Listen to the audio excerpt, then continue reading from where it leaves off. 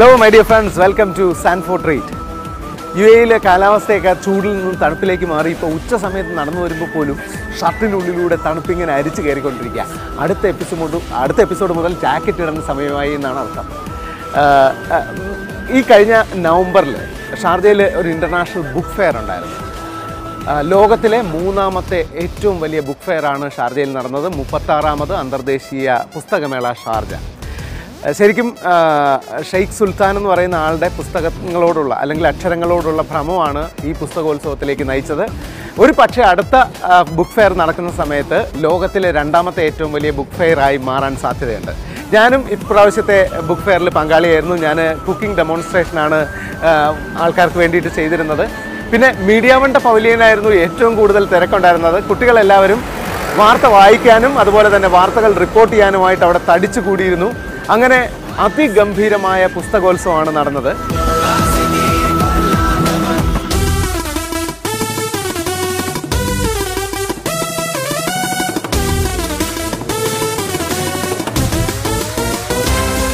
ആ പുസ്തകത്തിൽ വോളണ്ടിയേഴ്സ് ആയിട്ടുണ്ടായിരുന്ന കുറച്ച് കുട്ടികളാണ് ഇന്നത്തെ സാൻഫോർഡ് ട്രീറ്റിൽ പങ്കെടുക്കുന്നത്. അതിൽ ലൈവ് കൊടുത്തിരുന്ന എന്ന് വെച്ചാൽ ഓരോ സ്ഥലങ്ങളിൽ നിന്നും പല ഈവൻറ്റുകൾ നടന്നിരുന്നു. ആ ഈവൻറ്റുകളൊക്കെ ലൈവ് കൊടുത്തിരുന്ന അഞ്ജന എന്ന് പറയുന്ന ഒരു എഞ്ചിനീയറാണ് ഇന്ന് നമ്മുടെ നായികയായിട്ട് വരുന്നത്. അഞ്ജന നമ്മൾ പരിചയപ്പെടാൻ പോകുന്നു. ബാക്കി കഥ വഴിയെ പറയാം.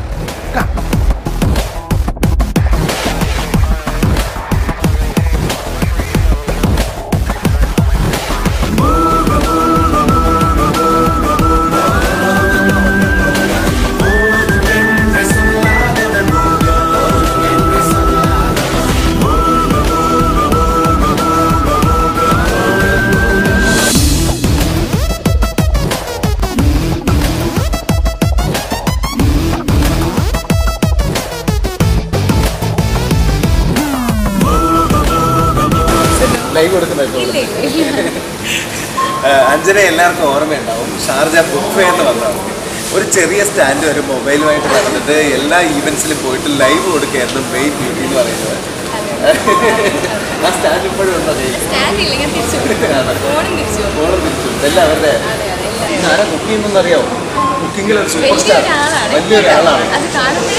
അത്ര ഹൈറ്റ് ഒന്നും ഇല്ല, അത്ര സൈസ് ഇല്ല. അതെ, ഞാൻ തന്നെയാണ് കുക്ക് ചെയ്യുന്നത്.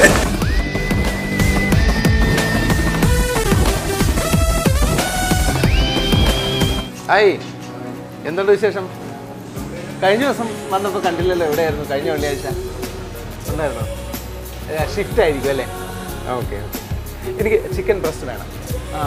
2 പാക്കറ്റ് ചിക്കൻ ബ്രസ്റ്റും പിന്നെ ഇന്ത്യൻ ബീഫ് ഉണ്ടോ? ഇന്ത്യൻ ബീഫ് 1 കിലോ എടുക്കും. സ്ലൈസ് ചെയ്യണ്ട, ഞാൻ വന്നിട്ട് എടുത്തോളാം. ഇപ്പൊ അവരെ കണ്ടിട്ട് ഒരു 1.5 മാസത്തോളം ആയി അല്ലേ? അതെ, അവരെ കണ്ട് കുറെ നാളായി. അപ്പം ഞാൻ ഭയങ്കര എക്സൈറ്റഡ് ആണ് അവരെ കാണാൻ വേണ്ടി. എനിക്ക് ആക്ച്വലി എല്ലാവരെയും കാണണമെന്നുണ്ട്. പക്ഷേ അതെ, ഞാൻ ഇന്ന് ഭയങ്കര ഹാപ്പിയാണ് അവർ വൈകിട്ട് വരുന്നതിൽ. Okay okay okay. അന്നുണ്ടായിരുന്നവർ ആരൊക്കെയായിരുന്നു?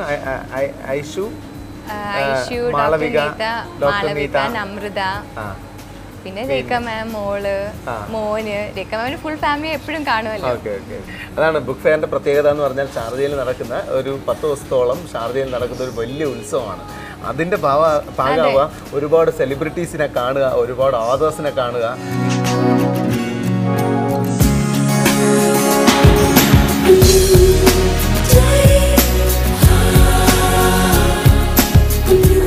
അപ്പം കലേഷ് ഇന്ന് എന്താ കുക്ക് ചെയ്യുന്നത്? ഇന്ന് ഒരു റൈസും ഒരു നാടൻ പ്രിപ്പറേഷനുമാണ്. ബീഫും കായയും കൂടെ ഇട്ടിട്ട്, പ്രത്യേകിച്ച് മലബാർ സൈഡിൽ, മലപ്പുറം. ഇപ്പൊ തന്നെ നിങ്ങളുടെ വായിൽ വെള്ളം വരുന്നുണ്ട്, എന്റെ വായിൽ വെള്ളം വരുന്നുണ്ട്. ഓക്കെ, അപ്പൊ ബീഫും കായം കൂടെ ഇട്ടുള്ള ഒരു സ്പെഷ്യൽ പ്രിപ്പറേഷനാണ്. അത് മലപ്പുറത്തെന്നാണ് ഞാൻ കൂടുതൽ. കോഴിക്കോട് സൈഡിലും ഉണ്ട്, മലപ്പുറത്തും ഉണ്ട്. മലപ്പുറത്താണ് കുറച്ചുകൂടെ ടേസ്റ്റ്. അപ്പൊ അതും റൈസും ആണ് മെയിൻ ഡിഷ്. പിന്നെ എപ്പോഴും നമ്മൾ പരീക്ഷണങ്ങളൊക്കെ ചെയ്തു നോക്കാം.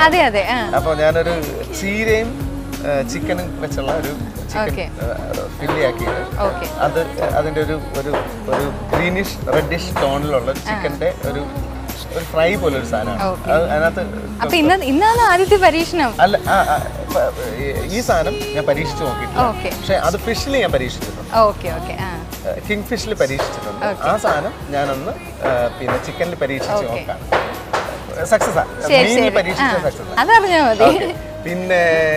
പിന്നെ ഒരു സാലഡും ഉണ്ട്, മാങ്ങയും ഗ്രീൻ ആപ്പിളും ചേർത്തിട്ടുള്ള സാലഡ്. അപ്പൊ ഇത്രയും ഡിഷസ് ആണ്.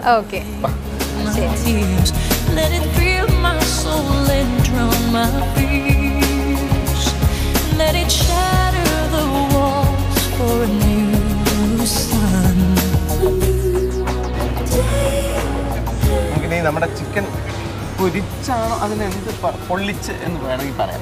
കുഴപ്പമില്ല, നമുക്കൊരു പുതിയ പേരിടാം. പേരിടുന്ന ആൾക്കാർ വൈകിട്ട് വരുന്നുണ്ടല്ലോ, അവരെ കൊണ്ട് നമുക്ക് എന്റെ ഡിഷിനെ. ഇനി ഒരു കാര്യം കൂടെ ഞാൻ നിങ്ങളുടെ അടുത്ത് പറയാൻ പറഞ്ഞു. ഞാനൊരു ഡിഷ് ഉണ്ടാക്കി മുന്തിരിയിൽ. ഞാൻ സാൻഫോർഡ് ട്രീറ്റിൽ ഉണ്ടാക്കിയ ഡിഷ് തന്നെയാണ് മുന്തിരിയിൽ ഉണ്ടാക്കിയെടുക്കുന്ന കോഴി. അതിന് ഇവരുടെ ഗ്രൂപ്പ് എല്ലാം കൂടെ ചേർന്നിട്ട് ഒരു പേരിട്ടു. മുന്തിരി വെച്ചിട്ടാണ്. അപ്പൊ ഹിന്ദിയിലാണ് അവർ പേരിട്ടത്. രാജ്കൂർ മുർഗ് എന്നാണ് അതിന് പേര്. രാജ് എന്ന് പറഞ്ഞാൽ രാജ് കലേഷിന്റെ രാജും അങ്കൂർ എന്നല്ലേ മറ്റേ മുന്തിരിക്ക് അങ്കൂർ എന്നാ പറയുന്നത്. അപ്പൊ രാജും അങ്കൂറും കൂടെ ചേർത്ത് രാജ്കൂർ മുർഗ് എന്ന് പറഞ്ഞു കഴിഞ്ഞാൽ കോഴി. അങ്ങനെ രാജ്കൂർ മുർഗ് എന്ന് പേരിട്ടു. ഇന്നുണ്ടാക്കുന്ന ഡിഷിന്റെയും പേര് ചിലപ്പോൾ അവരിടുമായിരിക്കും. അപ്പൊ നമുക്ക് തേങ്ങാപ്പാൽ വേണം. ഓക്കെ, ബ്രേക്ക് കൊടുക്കാം. സാൻഫോർഡ് ട്രീറ്റിൽ ഇനി ബ്രേക്ക് ആണെന്ന്. സാൻഫോർഡ് ട്രീറ്റിൽ ഇനി ഒരു ചെറിയ ബ്രേക്ക്. എനിക്ക് വിശക്കുന്നേ. ഇതാകെ വിശപ്പിന് വേണ്ടിട്ട് ഈ ഫുഡ് ഉണ്ടാക്കുന്നേ. എന്റെ വിശപ്പിന് വേണ്ടിട്ട് അവർക്ക് കൊടുക്കണം. പക്ഷെ എനിക്കാണത് ടേസ്റ്റ് ചെയ്യണത്. ഞാൻ ആ ഒരു എക്സൈറ്റ്മെന്റിൽ നിൽക്കുകയാണ്. ആദ്യമായിട്ടാണ് ഇങ്ങനത്തെ ഒരു ട്രീറ്റ് ചെയ്യുന്നത്. ഇത്രയും ആക്രാന്തമുള്ള മനുഷ്യജീവികളെ ഞാൻ എന്റെ ജീവിതത്തിൽ കണ്ടിട്ടില്ല. ഞാൻ വിചാരിച്ചത് ലോകത്തിലെ ഏറ്റവും ആക്രാന്തം എനിക്കാണ്. അല്ല. അപ്പൊ ഈസി ആയിട്ട് ഒരു തനി നാടൻ ഡിഷ് എങ്ങനെ ഉണ്ടാക്കാമെന്നാണ് നമ്മൾ ഇന്ന് അഞ്ജനയ്ക്ക് പഠിപ്പിച്ചു കൊടുക്കാൻ പോകുന്നത്. സിമ്പിൾ ആയിട്ട്, പവർഫുൾ ആയിട്ട്, നല്ല ടേസ്റ്റി ആയിട്ട്. പിന്നെ ഇറച്ചിയും കായും, അതാണ് നമ്മൾ മലയാളത്തിൽ പറയുന്ന പേര്. ഇറച്ചിയും കായും കൂടെ നമ്മൾ മലയാളത്തിന്റെ പേര്, ഡിഷിന്റെ പേര് ഇറച്ചിയും കായും എന്നാണ്. വൈകിട്ട് വരുന്ന ആൾക്കാർ കുറച്ചും കൂടെ ഒരു പ്രൊഫഷണൽ പേരിടുന്നതായിരിക്കും ഈ ഡിഷിന്. ഈ പേരിടാൻ അറിയുന്ന ആൾക്കാരാണ് വരുന്നത്. നമ്മൾ ഷാർജ ഇന്റർനാഷണൽ ബുക്ക് ഫെയറിൽ ഞാനൊരു ഡിഷ് ചെയ്തപ്പോൾ, നമ്മുടെ മുന്തിരിക്കോഴി ചെയ്തപ്പോഴത്തേക്ക് അതിന് ഹിന്ദിയിൽ പേരിട്ട്, ഞാൻ നിങ്ങളോട് സൂചിപ്പിച്ചല്ലോ, ഹിന്ദിയിൽ പേരിട്ട ആൾക്കാരാണ്. അവരാണ് ശരിക്കും ഡിഷിന് പേരിടുന്നത്. ഇത് നേന്ത്രക്കായും ബീഫും കൂടെ ചേർന്ന ഇറച്ചിയും കായും എന്ന് പറയുന്ന ഡിഷാണ്. വടകര ഭാഗത്ത് ചെന്ന് കഴിഞ്ഞാൽ ആണുങ്ങൾ ഉണ്ടാക്കുന്ന ഒരു ഡിഷുണ്ട്, കായും കോയി എന്നാണ് അതിന്റെ പേര്. നേന്ത്രക്കായും കോഴിയും കൂടെ ചേർത്തിട്ട് വടകരക്കാരുണ്ടാക്കുന്ന ഡിഷിന്റെ പേര് കായും കോയി. അത് വേറെ ഏതെങ്കിലും ഒരു എപ്പിസോഡിൽ ഞാൻ വേറെ ആരെങ്കിലും പഠിപ്പിച്ചു കൊടുക്കുന്നതായിരിക്കും. ഇന്ന് ബീഫും കായയാണ്. അതിന് മെയിൻ ഇൻഗ്രീഡിയൻസ് എല്ലാം കൂടെ ഒരുമിച്ചാണ് നമ്മൾ കുക്ക് ചെയ്യുന്നത്. ആദ്യം ബീഫ് ഇടും. 1 കിലോ ബീഫ്. 1 കിലോ ബീഫിന് ഒരു 400 മുതൽ 500 ഗ്രാം. അതിൻ്റെ പകുതി നേന്ത്രക്കായ അതിൻ്റെ കരിന്തൊലി ചെത്തിക്കളഞ്ഞിട്ട് ചെറിയ കഷ്ണങ്ങളായിട്ട് മുറിച്ചിട്ടതാണ്. ഇതൊരു കുറച്ചുകൂടെ ഇടാം. അപ്പോൾ നേന്ത്രക്കായായി, ബീഫായി. ഇനി ഇതിനകത്ത് ബീഫ് ടെൻഡർ ആവാനായിട്ട് ഇതെന്താ, പപ്പായ, പച്ച പപ്പായ, കറയുള്ള പപ്പായ. ഒരു കഷ്ണം, ഒരു പപ്പായയുടെ 1/4 ഭാഗം മതിയാവും. അതും ഇതിനകത്തേക്ക് ഇടുന്നു. ഇനി ഇതിന് ടേസ്റ്റ് കൊടുക്കുന്ന സാധനം ചെറിയുള്ളിയാണ്, ശാലൻ. അതും ഇതിനകത്തേക്ക്. അത് എത്ര ഇട്ടാലും അത്രയും നല്ലതാട്ടോ. അപ്പൊ ചെറിയുള്ളിയായി. അപ്പൊ ബീഫായി. എന്തൊക്കെയായി? ബീഫ്, കായ, പപ്പായ, ചെറിയുള്ളി. ഇനി ഇതിനകത്തേക്ക് ടേസ്റ്റ് കൊടുക്കുന്ന വേറൊരു സാധനമാണ് തക്കാളി. ഒരു വലിയ തക്കാളി ആണെങ്കിൽ 4 തക്കാളി വേണ്ടി വരും. ഓക്കെ, ഇത്രയും സാധനം ആയല്ലോ. ഇനി കുറച്ച് കറിവേപ്പില ആയല്ലോ. കറിവേപ്പില കുറച്ച് കൂടുതൽ ഇട്ടോ, കുഴപ്പമില്ല. ഇനി കടുക് താളിക്കാനുണ്ട് അവസാനം. ആ സമയത്ത് കുറച്ചുകൂടെ ചെറിയുള്ളി റൗണ്ട് ആയിട്ട് കട്ട് ചെയ്തിട്ട് കടുക്, ചെറിയ ഉള്ളി, കുറച്ച് വറ്റൽമുളക് എല്ലാം കൂടെ. ഇതിനകത്ത് മുളക് പൊടി ചേർക്കുന്നില്ല, വറ്റൽമുളകിന്റെ പൊടിയില്ല. ഇനി ഇതിനകത്ത് ചേർക്കുന്നത് ഇഞ്ചിയാണ്.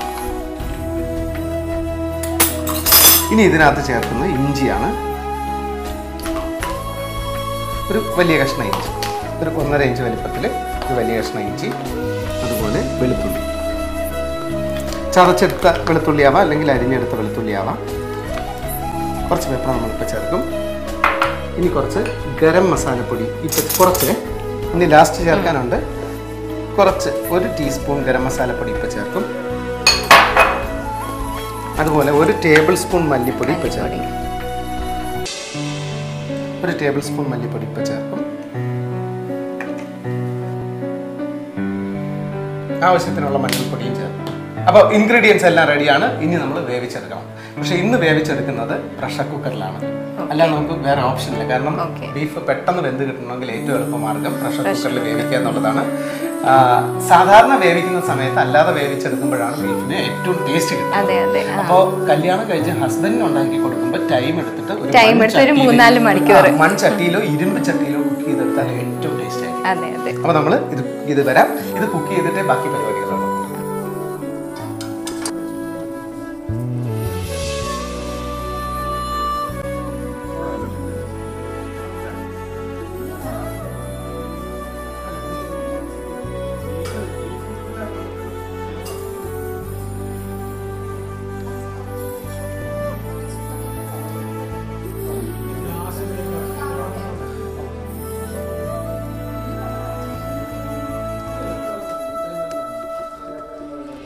അപ്പൊ ഇന്ന് ട്രീറ്റ് നടത്താനായിട്ട് ഫ്രണ്ട്സിന് ട്രീറ്റ് നടത്താൻ ഷാർജ ഇന്റർനാഷണൽ ബുക്ക് ഫെയറിനൊപ്പം വർക്ക് ചെയ്ത വോളണ്ടിയേഴ്സിന് ട്രീറ്റ് നടത്താനായിട്ടാണ് അച്ഛൻ ഇവിടെ എത്തിച്ചേർന്നിരിക്കുന്നത്. ഏകദേശം വെന്തിട്ടുണ്ടെന്നാണ് എനിക്ക് തോന്നുന്നത്. സൗണ്ട് ഒക്കെ കേൾക്കാൻ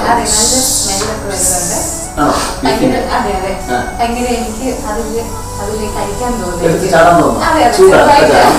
അപ്പോ അവരെല്ലാവരും എത്തിച്ചേരാനുള്ള സമയമായി. അപ്പൊ നമ്മൾ ഇനി ഉള്ള കുക്കിംഗ് വളരെ ഫാസ്റ്റ് ആകണം. ഇനി നമ്മുടെ പരീക്ഷണ വിഭവമാണ്. എൻ്റെ ഓൺ റെസിപ്പിയാണ്. ഇതെങ്ങനെയാണെന്ന് വെച്ചാൽ ചീരയുടെ ഇല മാത്രം ഒന്ന് ഉള്ളിയെടുക്കണം. എന്നിട്ടൊരു ചീരയുടെ ഇല മാത്രം ഉള്ളിയെടുക്കാം. എന്നിട്ട് തേങ്ങാപ്പാലും കൂട്ടി അരച്ചെടുക്കാം. മിക്സിയിൽ അടിച്ചാൽ മതി. മിക്സിയുടെ ജാറിൽ അരച്ചെടുക്കാം. എന്നിട്ട് അതൊരു പാനിൽ ഒഴിച്ചിട്ട് തവയിൽ ഒഴിച്ചിട്ട് അത് വറ്റിച്ചെടുത്തിട്ട് അതിലാണ് നമ്മൾ മാരിനേറ്റ് ചെയ്ത ചിക്കൻ സ്ലൈസ് കുക്ക് ചെയ്തത്. ആ ഡിഷിന്റെ പേര് പിള്ളേരെ കൊണ്ട് ഇടിപ്പിക്കണം. ഇന്ന് വന്ന് നമ്മുടെ ഗസ്റ്റ് വരുന്നൊരു പേരിടാൻ അവര് മിടുക്കികളാണ്. പേരിട്ടിട്ടുണ്ടോ അവര്? അല്ല, എന്റെ ഡിഷിന് പേരിട്ടു. അതല്ലാതെ ആൾക്കാർ പേരൊന്നും ഇട്ടിട്ടില്ല. അതാണ് അതൊരു നല്ലൊരു പേരല്ലേ. തേങ്ങാപ്പാൽ ഒഴിച്ചിട്ട് നമ്മൾ അരച്ചെടുക്കും. ഇത്രയേ ഉള്ളൂ. ചീര ചെറുതായിട്ട് സ്ലൈസ് ചെയ്യുക, തേങ്ങാപ്പാൽ ഒഴിച്ച് അരച്ചെടുക്കാം. അതിനുശേഷം ചിക്കൻ ബ്രസ്റ്റ് പീസ് എടുക്കുക, ബോൺലെസ് ആയിട്ടുള്ള പീസ് എടുക്കുക, ഒന്ന് സ്ലൈസ് ചെയ്ത് ചെറിയ കഷ്ണങ്ങളാക്കുക. എന്നിട്ട് വലിയ പരത്തി എടുക്കുക. എന്നിട്ടൊന്ന് കത്തിയുടെ പിടികൊണ്ടോ മറ്റോ ഒന്ന് തട്ടിയെടുക്കുക. അതിനുശേഷം ഒരു പാനിലേക്ക് ഇത് ഒഴിക്കുക. ചിക്കൻ മാരിനേറ്റ് ചെയ്യുന്നത് എന്തൊക്കെയാണെന്ന് വെച്ചാൽ നാരങ്ങ നീര്, കുരുമുളക് പൊടി, മഞ്ഞൾപ്പൊടി, ഇത്രയും സാധനങ്ങൾ വെച്ച് മാരിനേറ്റ് ചെയ്യുക.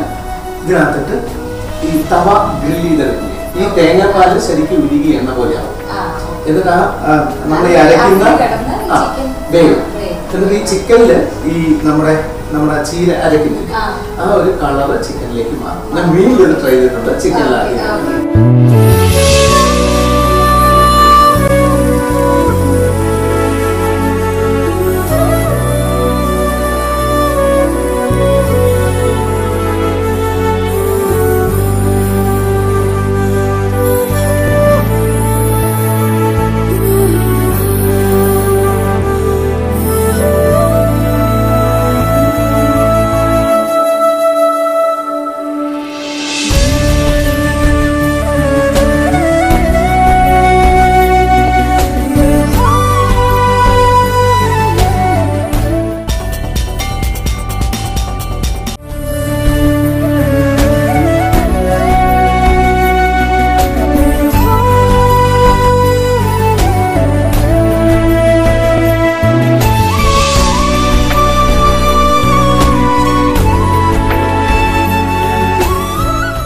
ഷാർജ ബുക്ക് ഫെയർ കഴിഞ്ഞതിന് ശേഷം ഇവരെയൊക്കെ കാണാൻ പറ്റുമെന്ന് വിചാരിച്ചിട്ടേ ഇല്ല. അന്ന് വോളണ്ടിയേഴ്സ് ആയിട്ടുണ്ടായിരുന്നവരാണ്. ഇതിന്റെ രസം എന്താന്ന് വെച്ചാൽ ഇത് ഡോക്ടറിന്റെ ഇതാണ്, നല്ല പണിയുള്ള ആളാണ്. പക്ഷേ ഈ ഷാർജ ബുക്ക് ഫെയറിന്റെ സമയമാകുമ്പോഴത്തേക്ക് ലീവ് എടുത്തിട്ട് അവിടെ 10 ദിവസം ഉണ്ടാകും. ശരിക്കും ഈ ഷാർജ ബുക്ക് ഫെയറിന്റെ പ്രത്യേകത എന്താണെന്ന് ചോദിച്ചു കഴിഞ്ഞാൽ, ഇപ്പോൾ വന്നതുകൊണ്ട് ഞാൻ ഇതുവരെ വന്നിട്ടില്ലായിരുന്നു. ഞാൻ ആദ്യമായിട്ടാണ് ഒരു കുക്കിംഗ് ഡെമോൺസ്ട്രേഷന് വേണ്ടിയിട്ട് ഷാർജ ബുക്ക് ഫെയറിൽ വരുന്നത്. ഞാനിപ്പോൾ കാത്തിരിക്കുക അടുത്ത ഷാർജ ബുക്ക് ഫെയർ വരാൻ വേണ്ടിയിട്ട്. അതിൻ്റെ കാരണം എന്താണെന്ന് വെച്ചാൽ അടുത്ത പ്രാവശ്യം എൻ്റെ ബുക്ക് റിലീസ് ചെയ്യണമെന്ന് എനിക്ക് ആഗ്രഹമുണ്ട് ഷാർജ ബുക്ക് ഫെയറിൽ. ഇതുപോലെ തന്നെ മിഡിൽ ഈസ്റ്റ് മുഴുവൻ നമ്മുടെ നാട്ടിലുള്ള ഓതേഴ്സ് വരെ ആഗ്രഹിച്ചുകൊണ്ടിരിക്കുകയാണ്. അല്ലേ?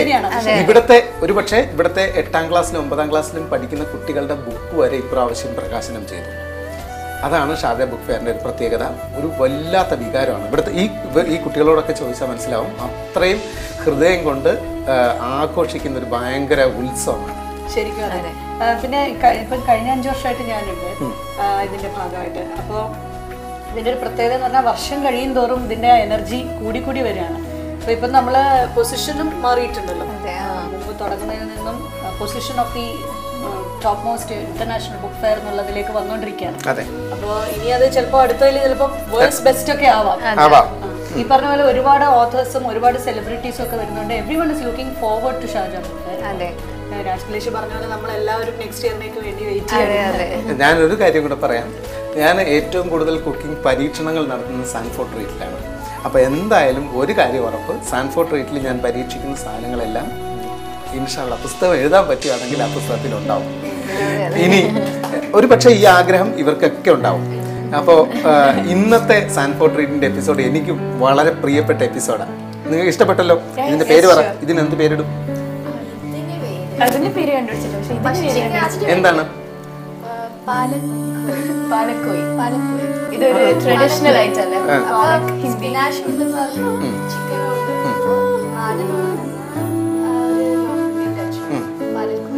പാലക്കോഴി വേണമെങ്കിൽ നമ്മുടെ നാട്ടിൽ പാല എന്ന് പറയുന്ന സ്ഥലമുള്ളതുകൊണ്ട് പാലാക്കോഴി എന്ന് വേണമെങ്കിൽ. ഓക്കെ, അപ്പൊ പാലക്കോഴിയായി. പാലക്കോഴി എന്നാണ് അവർ ഉദ്ദേശിച്ചത്. കോഴി. അതിനകത്തൊരു കോഴിക്കോട്, മലപ്പുറം അല്ലേ, കണ്ണൂരൊക്കെ വന്നു. പാലക്കോയി എന്നാണ് അതിൻ്റെ പേരിട്ടേക്കുന്നത്. അങ്ങനെ എൻ്റെ ഡിഷിന് പാലക്കോയി എന്നൊരു പേര് വന്നിട്ടുണ്ട്. ഈ സാലഡിന് തലകുത്തി മറിഞ്ഞിട്ടും പേര് കിട്ടിയിട്ടില്ല. ഞാനിപ്പോൾ വിചാരിക്കുന്നത്, ഞാൻ ഇപ്പോൾ പുസ്തകം തയ്യാറാക്കുകയാണെങ്കിൽ അതിന് പേര് നിങ്ങൾ ഇടണം. പണി കിട്ടിയില്ലേ? ഇങ്ങനത്തെ പണി സാൻഫോർഡ് ട്രീറ്റിലൂടെ ഒരുപാട് ഇങ്ങനെ വന്നിരിക്കും. ഇത് രുചിയുടെ യാത്രയാണ്, അതുപോലെ സർപ്രൈസിന്റെ യാത്രയാണ്, ഇത് ട്രീറ്റിന്റെ യാത്രയാണ്. ഇത് തുടർന്നുകൊണ്ടേയിരിക്കുന്നു. ഇനി കഴിച്ച് തുടങ്ങുന്നതിന് മുമ്പ് നമ്മുടെ നായികയ്ക്ക് സമ്മാനം കൂടിയിട്ട് സാൻഫോർഡിന്റെ ഒരു ഡബിൾ ഗ്രിൽ പാനാണ് നമ്മുടെ നായികയ്ക്ക് ഇന്ന് സമ്മാനമായിട്ട് ഈ ഞാനിന്ന് വീട്ടിൽ എന്തൊക്കെ ഉണ്ടെന്നൊക്കെ ഇങ്ങോട്ട് വരുന്ന സമയത്ത് വീട്ടിൽ എന്തൊക്കെ ഷോപ്പിംഗ് കഴിഞ്ഞ് തിരിച്ചു വരുമ്പോൾ വീട്ടിൽ എന്തൊക്കെ ഉണ്ടെന്ന് ചോദിച്ചു, കെറ്റിലുണ്ടോന്ന് ചോദിച്ചു. സാൻഫോർഡ് ഇറക്കുന്ന മുഴുവൻ സാധനങ്ങളും വീട്ടിലുണ്ട്, അതും സാൻഫോർഡിൽ തന്നെ. അപ്പൊ പുതിയ സാധനം കൊടുത്താലേ കാര്യമുള്ളൂ എന്ന് മനസ്സിലായി. എങ്ങനെയാണ് ഇത് എന്തെങ്കിലും ഗ്രില്ല് ചെയ്തെടുക്കാമെങ്കിൽ തിരിച്ചു മറിച്ച് വെക്കാൻ പറ്റും.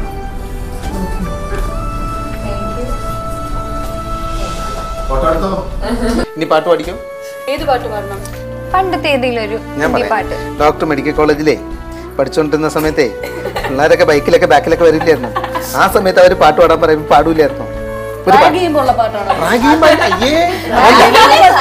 ഏറ്റവും നല്ല പെർഫോമൻസ് നമ്മൾ റാഗ് ചെയ്യുമ്പോഴാണ് ചെയ്യുന്നത്. അതെ, നമ്മൾ അപ്പൊ ഗായികമാരായി പോകും ഓട്ടോമാറ്റിക്കലി. അപ്പൊ ഡോക്ടർ ഇപ്പൊ പാടാൻ പോകുന്നു പണ്ട് മെഡിക്കൽ കോളേജിൽ റാഗ് ചെയ്തപ്പോ പാടിച്ച പാട്ടാണ്.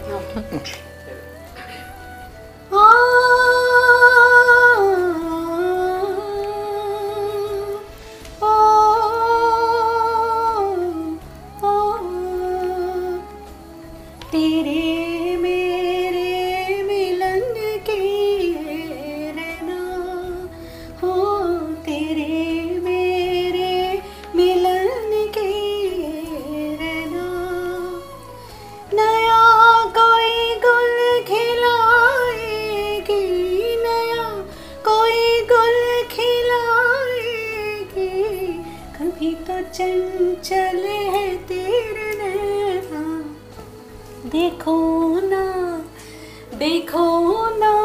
तेरे मेरे मिलन की रहना.